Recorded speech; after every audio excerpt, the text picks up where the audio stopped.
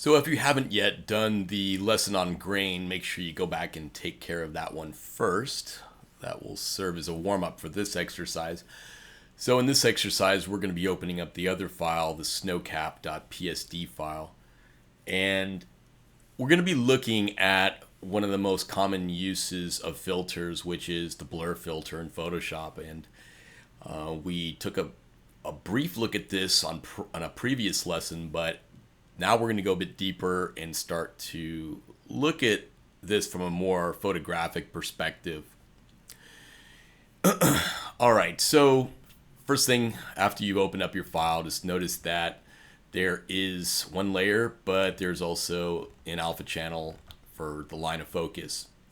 And I'm going to go ahead and, mine got deselected by accident, so I'm going to take that off. But what we're going to do is build up a fake depth of field effect. Depth of field is a photography term referring to the line of focus and the elements of a shot that are outside of that range of focus and therefore go soft or have soft focus attached to them. Photographers use this as a means of isolating subjects and directing your eye towards a subject. So in this case, we have a photograph where everything is focused equally. So we have clear focus on the front of the car, clear focus on the back building. So what we're going to do is simulate shallow depth of field or soft focus for the background. All right, so the first thing we're going to do is duplicate our background layer. And this will become our, I'm just going to relabel this soft focus. All right, so we know which is which. All right, so this soft focus layer, we're going to filter out using a couple of different approaches. So first off, for this exercise, we're going to focus on something that is part of your blur filters. And if you go into this menu, we've used Gaussian blur before, but we're going to use something called lens blur. And I need to scale this down so you can see my version of, there we go. You can see this dialog box has got a lot of different options. And what this is designed to do is to try to simulate the blur that comes with depth of field issues when you have shallow depth of field in your camera and the out of focus elements are due to the lens itself. So it has a very specific quality to it that Gaussian blur can somewhat emulate but doesn't quite look as authentic as it could. So first things you'll notice at the top here is there's something called depth map, and this is a feature that's unique to this particular blur filter. And what you can do is choose an alpha channel that will serve as the depth map. So in this case, I'm going to choose line of focus, which is the channel I showed you earlier on my alpha channels that I created. And that is separating, you'll notice, the background from the foreground. So now it looks as though the car is out of focus, whereas the background is in focus. So I can change the amount with this slider here. But just so you know, when I selected this line of focus, it's using that alpha channel that I created to determine where that line of focus is going to be. So you could make your own alpha channel and do the same thing with a different type of photo.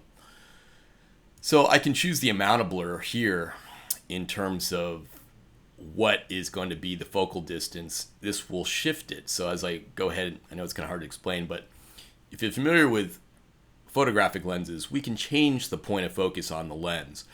And so by using this slider, I can make it look as though the point of focus was either the sign behind the car, or I can slide it all the way to the right and shift that towards the car itself and make it look as though it's the opposite. So now I've got the background out of focus and the foreground is in focus. All right.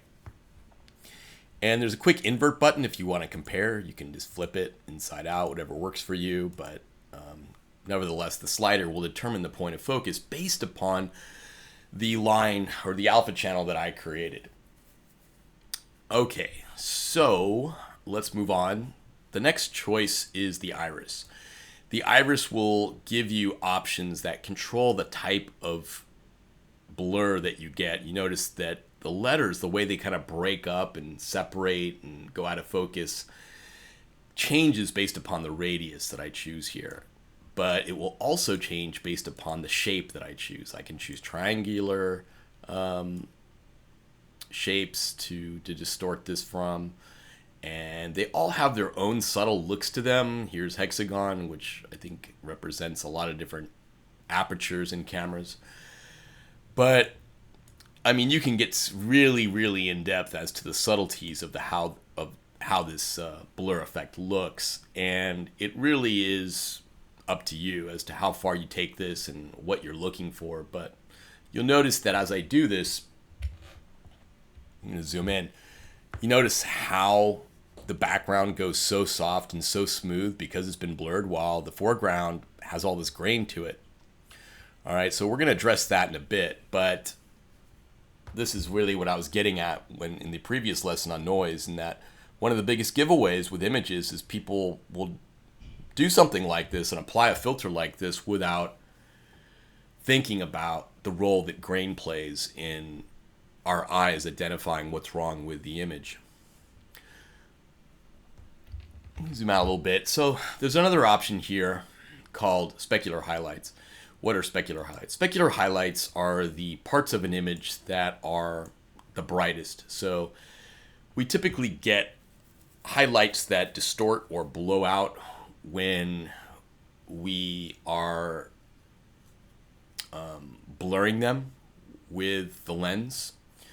And so I can set a threshold as to what is overexposed, and then I can simulate that look with this filter. So I'm able to actually, you can see the white parts of that sign now have gone and blown out based upon the threshold that I set, and I can expand that so that the whole building looks washed out. So you can really get some interesting distortion effects here with this, and it looks quite believable in many cases. And you see now I've just got a very subtle highlight there, the background, but it's interesting.